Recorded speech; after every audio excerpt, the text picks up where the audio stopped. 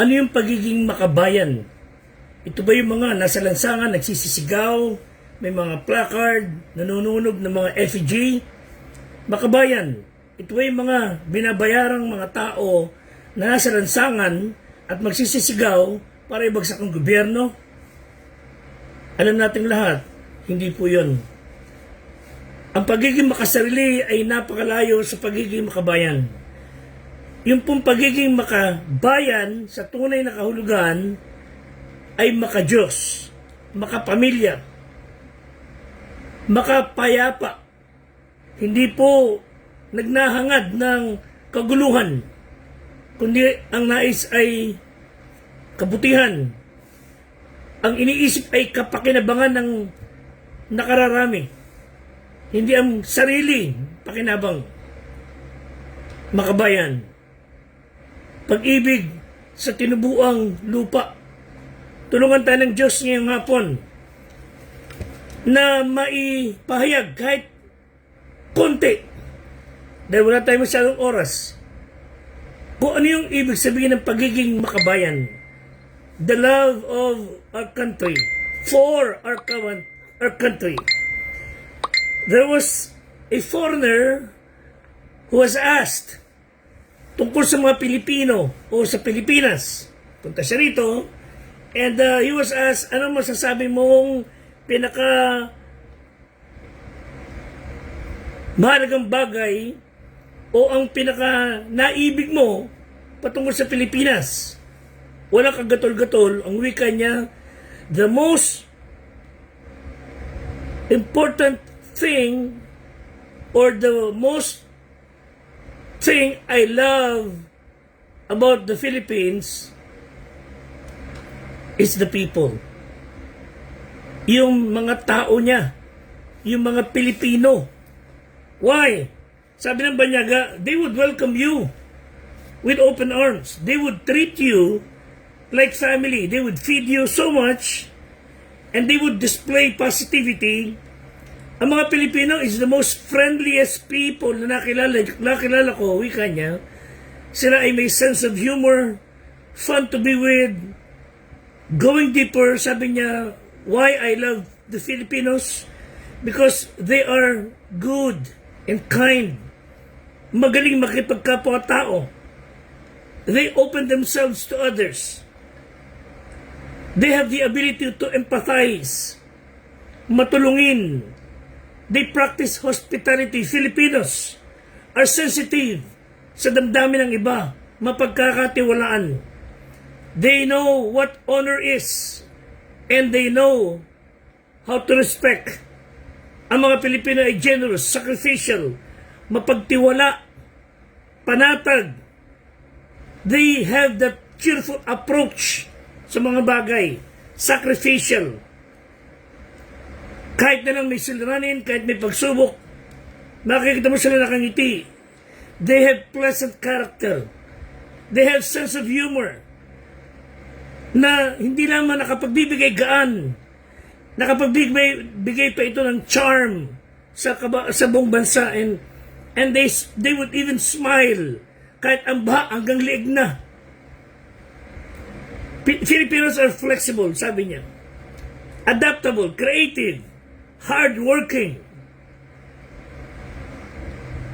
marespeto sa pamilya, mataas ang uri ng pag-iisip, relihiyoso, lalo na pampalakas loob. So, ano ang gusto kong bagay tungkol sa Pilipinas? The Filipinos. And what is the thing that you do not like the most? Yung bagay na pinakaayaw mo sa Pilipinas. You may be surprised, ang wika niya, Filipinos. Why? Sabi ng magagandang adjective, at totoo naman nakita niya yun. But there are Filipinos, sabi niya, which I do not like. You know why? Some of them have no discipline at all. Bahala na system. Ang bababaw ng karamihan sa kanila. They love to debate. Ang hilig makipagtalo, ang hilig makipag-away. Complacent. Kaya lagi nagagahol sa maraming bagay. walang paggalang sa oras, sa kapwa. Impatient ang mga Pilipinong ilan. Pero ang dadali, nagdudumali na makinabang. Ang hilig magpalusot, careless. Sadly, some of them, ututo. Crab mentality is very obvious. Plus, yung sinabi ng Bible, natutupad sa ilang Pilipino. And by the way, sa lahat ng tao, eto wika ng Biblia, 2 Timothy 3, 2-5, sapagkat ang mga tao ay magiging maibigin sa kanilang sarili, maibigin sa salapi, mayayabang. Sabi nga ng Sunday, walang pakinabang sa kayabangan, mapagmalaki, mapagtungayaw, masuwayin sa magulang, walang turing, walang kabanalan, walang katutubong pag-ibig, walang paglulubag, palabintangin. Ang mga tao, Pilipino, ibang nasyon, walang pagpipigil sa sarili, mababangis, hindi maibigin sa mabuti, mga traidor, matigas ang ulo, palalo maibigin sa kalayawan kaysa maibigin sa Diyos. Religyoso, may anyo ng kabanalan pero tinatanggihan ang kapangyarihan ito. Sabi ng Biblia, lumayo ka sa mga ito. The same Bible would tell us in Psalm 33 verse 12, blessed is the nation whose God is the Lord, the people chosen as His inheritance. Sa kabila ng lahat ng katangian iyon at mga negative na katangian natin, mapanat talaga pa rin ang bansa na si Kristo ang Panginoon. Merong grupo ng mga tao sa Pilipinas, ang tawag ay mga Kristiyano, tunay na may takot sa Diyos, na merong ibang ugali, katulad ng kay Kristo. Yun ang tunay na nagpapakita ng pagmamahal sa bayan, pagiging makabayan. Kaya tayo, mga Kristiyano, kayo at ako, na tinatawag ng Panginoon na kanyang bayan, etong hamon sa atin. 2 Chronicles 7:14, is my people. That refers to you and me. Sabi ng Bible, which are called by my name shall humble themselves. That's number 1. And pray, and seek my face, and turn from their wicked ways. Sabi ng Bible, then will I hear from heaven, and will forgive their sin, and heal their land. Ito po yung lingkod, Fred de Guzman, ang life coach ng Squad 240 ay nagpapasalamat sa Panginoon sapagkat kaharap ko ang ilan sa mga tunay na makabayan. Kasama po natin ang Squad 240 ng Philippine National Police ng Santa Maria na hangarin po to protect and to serve. Lalo higit kung tunay na makikilala ng mga kapulisan from the highest official up to the lowest rank officer. Kung makikilala nila ng personal ang Panginoong Hesus bilang tagapagligtas. Yan po ang hangarin natin. Yan po ang hangarin ng programa. Yung makilala ng bawat isa si Kristo, hindi lamang sa nguso, sa puso. So there are ways we can show kung paano natin maipapakita ang pagiging makabayan natin. 1, being industrious. Andun yung sipag sa pagtupad sa ating mga responsibilidad bilang mamamayan. Sumusunod sa batas. Setting a good example sa ating mga magulang, sa ating mga anak. Nasusundin nila. Romans 13, 1-3, ang bawat kanunoy pasakop sa matataas na kapangyarihan sapagkat walang kapangyarihan na hindi mula sa Diyos. The government we have is from God. Pasakop tayo sa kapangyarihan niya. Hindi siya umahok ng kapangyarihan na walang saysay. Kaya ang sumasalangsang sa kapangyarihan, sa utos ng Diyos kumukontra. Ang kumukontra ay magsistanggap ng kahatulan sa kanyang sarili. Sapagkat ang mga pinuno ay hindi kilabot sa gawang mabuti, kundi sa masama. This government and all the government around the world na may takot sa Diyos ay may basbas ng Diyos. Ang takot sa pagtupad, pagsuway, ay naroon sa mga tunay na makabayan. Yung mga tunay na may pagmamahal sa bayan, sila ay ayaw sumuway. Pero sila mga lapastangan sa bayan, sila ay nangunguna sa pagsuway at mga pasaway. Even si Kristo, ang ating Panginoon, ay nung magkatawang tao, He abided sa mga obligasyon niya sa gobyerno. Matthew 22:21, ang sabi niya, na magkagayon, sinabi niya sa kanila, sinabi ni Kristo sa mga alagad, ibigay niyo kay Cesar, ang kay Cesar, at sa Diyos, ang sa Diyos. Ibigay mo yung dapat mong gawin sa pamahalaan, referring to Cesar, at ibigay mo yung para sa Diyos. Tayo mga tao na naniniwala sa Panginoong Diyos, dapat magbigay panahon sa pagbabasa ng Biblia, pagsamba, pananalangin, pag-aakay ng kaluluwa sa katwiran ng Diyos. Hindi yung lahat na ng buong araw, wala tayong panahon sa Diyos. Mga kapatid, pinahihiram tayo ng Diyos ng araw, oras, buhay, hininga, lakas. Marapat lang tayo magbigay parangal sa ating Panginoon. Siya ang nagpahiram ng ating hininga. The very breath we have is from Him. Isang tao na may kaya sa buhay ang nagpa-hospital sapagkat siya hindi makahinga. At dinasyaron, he was rushed to the hospital, and then finally, after several hours, okay na ho, pwede na po kayong umuwi. Natulungan na yung kanyang paghirap sa paghinga. In-oxygen lang siya. At magkano babayaran? Pinakita sa kanya, medyo may kamahalan ng bill. Nang kinuha lang naman sa kanya ay binigyan ng konting gamot at pinakamalaking binayaran niya yung oxygen. At yung tao na makita yung lumuha siyang, hindi malaman kung bakit biglang lumuha at tumangis. Sabi ng mga doktor, pasensya na po, talaga po mahal dito sa ospital na to. Sabi ng mga anak, huwag ko kayo magkanla pa, kaya natin bayaran. Ba't kayo umiiyak? Sabi, hindi nyo naintindihan. Hindi ako umiiyak dahil sa mahal ng babayaran, kaya akong bayaran. Hindi nyo ko kailang tulungan. Ba't nga po kayo umiiyak at tumagulgol? Napakasama kong tao. Bakit?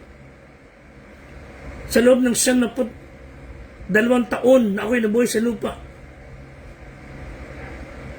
hindi ako siningil ng Diyos sa hiningang aking tinatanggap, hangin, sa oxygen. Kanya tayong mga tao, hangin ng Diyos, kailangan nating bayaran. Hindi ako tumatanggi, pero hindi ako nakapagpasalamat sa Diyos sa hiningang ibinigay niya sa akin sa loob ng 72 taon. Nakapagpasalamat ka na ba sa Panginoon pagkagising mo sa umaga? Hindi ka agad cellphone o anuman. Minsan pagkagising sa umaga, binati ka ng mga tao, magandang umaga po, at sabi mo, kumabalik ka, ano maganda sa umaga? Nakasinghal, nakala mo kung sinong hukluban ng tigas ng mukha na parang utang na loob ng Diyos na siya'y binuhay. Walang sa utang gubat ang ganyan ugali. Mano ba magpatuloy tayong pagdilat ng umaga, Lord, salamat sa panabagong araw. Matutunan po natin ang magpasalamat sa Diyos. Salamat sa bansang malaya. Salamat sa bansang tahimik na kahit pa paano nakakalakad ka na maayos sa paligid. Salamat sa mga bantay ng bayan, mga kapulisan, sundalo, sa ating pamahalaan na nagsisikap tayong gabayan. Matuto tayong magpasalamat. That's one of the greatest virtue ng isang taong makabayan, ang magpasalamat sa Diyos. So, paano natin maipadadama ang ating pagiging makabayan? Not only being industrious, secondly, having integrity. Paglingkuran natin ating bayan, unay ang Diyos, ang ating bayan, ating pamilya with commitment and competence. At bilang lingkod ng bayan, mga ating kapulisan, we are expected to have passion. And ang humility should be in all of us. And we should have the skills to do our job. Pati mga pastor, hindi ko na kinukwento sa pulpito. We all should study. Dig deeper. Upang ang mga tao may dahilang babalik sa church at makikinig ng ating sermon na ang mensahe galing sa Diyos, hindi galing sa kung saan. Hindi yung nakabasa ka na ng Wikipedia, binag mo na kagad ang aral. Mga kapatid, hindi po Wikipedia ang batayan ng panampalataya. It's the Bible. Hindi ko binasa sa internet na bago na kagad ang panampalataya nyo, mga kapatid. Hindi po Wikipedia ang salita ng Diyos. Ang Biblia ang salita ng Diyos. Yan ang dapat batayan. Kaya yung mga tao nagsasabing, bakit ini nasa tama na, napunta pa sa mali. Hindi ho. Talagang mali na isip niya noong pa. Naligaw lang siya sa tama. Ang mali nun, hindi siya napatuwid. So matutuho tayo makinig sa Biblia. Hindi sa sinabi na Wikipedia, na internet, na social media. The standard is the Bible. Lahat na sinabi ng Bible, totoo. At yan ang dapat doktrina. Yung iba nga, Biblia nga nangahawak, nakapandadaya pa eh. Iba nga, Biblia na ang hawak at di mo na itinuturo ang aral, pero sablay pa rin eh. Mga kapatid, basically, tandaan niyo po, ang Biblia nagtuturo, si Kristo ay Diyos na nagkatawang tao. 1 John 5:20. Sabi ng Bible, si Kristo ang tunay na Diyos. John 1:1, ang berbo, siya po ay Diyos. Sa 1:1:14, nagkatawang tao ang berbo. Sinabi ni Kristo sa 1:30, ako at ang may iisa. Si Kristo po'y Diyos. May langit at may impyerno. At may buhay na walang hanggan na ibinibigay ang Diyos sa lahat ng tao.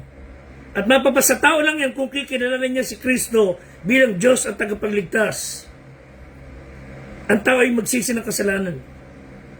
But again, having that integrity, we will be able to serve our country with commitment and competence. Ephesians 6:7. Wika ng talata, maglingkod na may mabuting kalooban na gaya ng sa Panginoon, hindi sa mga tao. Yamang napag-aalaman natin anumang mabuting bagay na gawin ng bawat isa. Anumang bagay na mabuting gawin natin ng bawat isa, gayon din ang tatanggapin niya mula sa Diyos. So whenever we do something good, you will receive something good in return.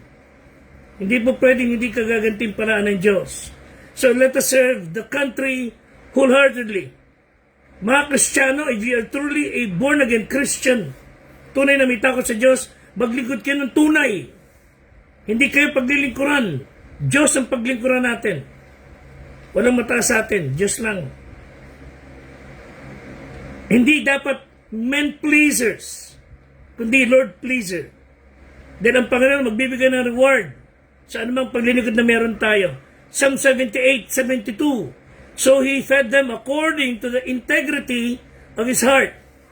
Sa gayon siya ang kanilang pastor ayon sa pagtatapat ng kanyang puso. He guided them by the skillfulness of his hand. So, being industrious, having that integrity. Pangatlo, how can we express our pagiging makabayan?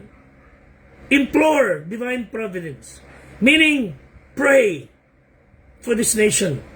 Pray for your family. Pray for Squad 240. Pray for Philippine National Police. Pray for the President. Pray for your mayor, governor, leaders. Pray that God would give them wisdom. Pray for us as we pray for you. Dahil ang panalangin lamang po ang makapipigil. Yung panalangin tutugunin ng Diyos, panalangin mula sa pusong maayos, ang pipigil sa baha ng pagparusa ng Diyos, sa baha ng kasalanan na wawasak sa buhay ng tao. So sad that last night, the news said, 13 anyos ng rape. Pinatay yung batang 8 years old at ni-rape niya. As young as 13 years old. We went in a jail somewhere in Metro Manila. Nalungkot ako. Nagulat ako. 12 anyos nakakulong kasama mga hardened criminal. Dahil siya ay nang rape din. God help us.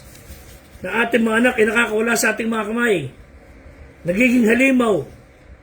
Tulungan tayo ng Diyos na matutunang disiplinahin sila ayon sa Biblia. And when we pray, that would give us our serious commitment. Yung bang ang kamay ng Diyos ay mapakikilos. Not because tayo ang nagdidikta, no. When God sees the heart, prayerful, sincere, begging for His power, God will be moved. Tulungan tayo ng Diyos one of these days. Talagang bago mangyari, hindi dapat mangyari, magising na tayo at magsipagbago papabuti. Matutunan nating balikan ang tama, makatwirang bagay.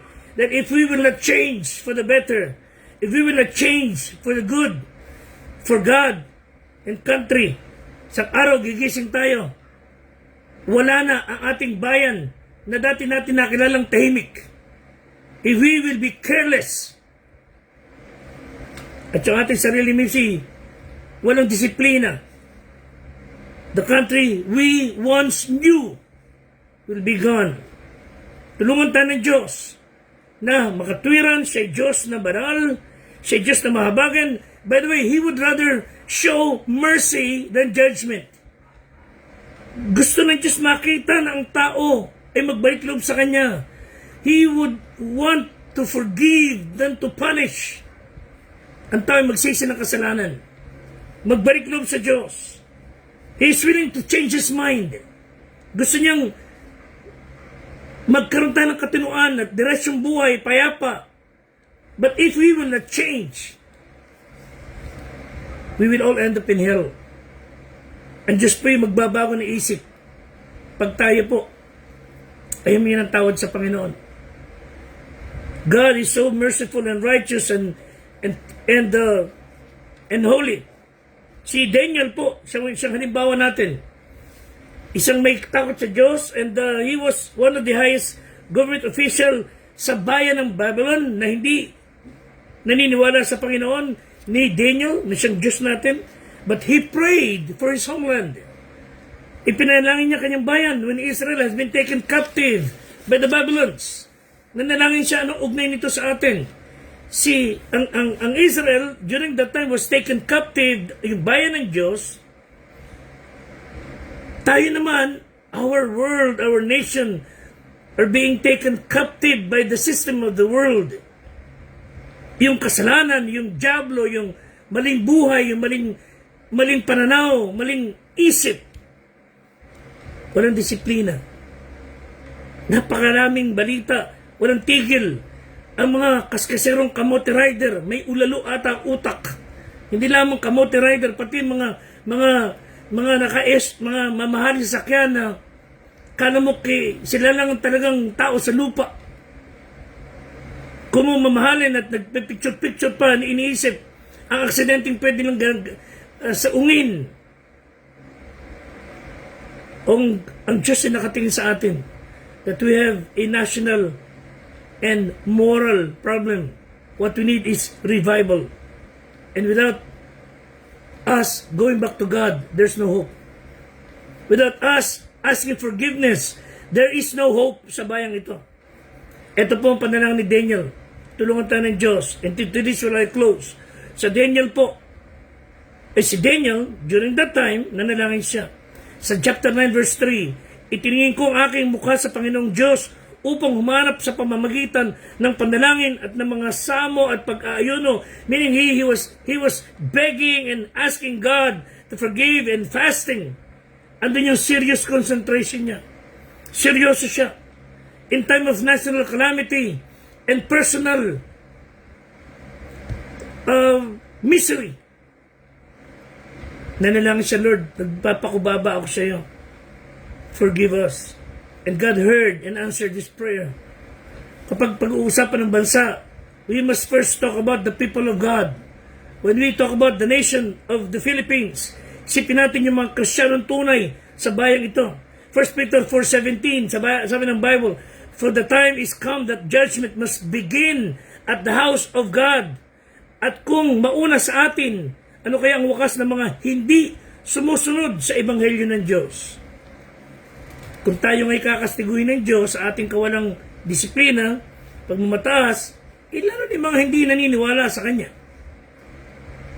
We as a church must repent sa ating pagtalikod, pagtigas ng ulo, kayabangan, kambugan. We all must ask forgiveness. Stop playing church. Magseryoso na tayo. Magbasa ng Bible. Ipamuhi ang prinsipyo ng Bible. The hour is so desperate. And the time is not on our side. Malapit ang dumating ang Panginoon. Let's commit our service to Him serious concentration. Secondly, steadfast confidence. Daniel chapter 9, verse 4 and 9. At ang basihan po ng ating panalangin should be the greatness of God and His mercy. Ibig sabihin, mananalangin tayo to rin David, wika niya ni Daniel, ako'y nagpray sa Panginoon, ako'y nagpahayag ng kasalanan, Panginoon Diyos na dakila, kakilakilabot, na nag-iingat ng tipan, kaawaan, sa nagsisibig sa iyo, nag-iingat ng iyong mga utos. To the Lord our God belong mercy and forgiveness. Kinilala ni Daniel, dapat natin din kilalanin na meron tayong Diyos na tapat, banal, mapagkumbaba, punong-puno ng biyaya, na sa kabila na ang Diyos ay banal na matuwid, He still could reject us dahil sa ating kasalanan. Pero hindi niya ginawa yun, karaka-raka. Dahil may mga tao na nakakuha ng pabor mula sa Diyos at dahil doon na isalba ang marami pa sa atin. Hintay na awa sa Diyos. Sincere confession. Kung paano ang kasalanan ay nagdudulot ng parusa, ang paghingi ng tawad ay nagbubunga ng kapatawaran. Ang buong pusong pagpapakumbaba at paghingi ng tawad sa Panginoong Diyos ay tiyak 1,000% makakatanggap ng kapatawaran mula sa Panginoon. And Daniel confessed both his personal sin and the sin of his nation. Wika niya sa Daniel chapter 9, verse 5 and 6, we have sinned, we have committed iniquity, we have done wickedly, we have rebelled, nagsitalikod sa iyong mga utos at yung mga katulan, ni hindi man kami nakinig sa iyong mga lingkod na nagsalita ng iyong pangalan. And I'm confessing my sin and the sin of our people.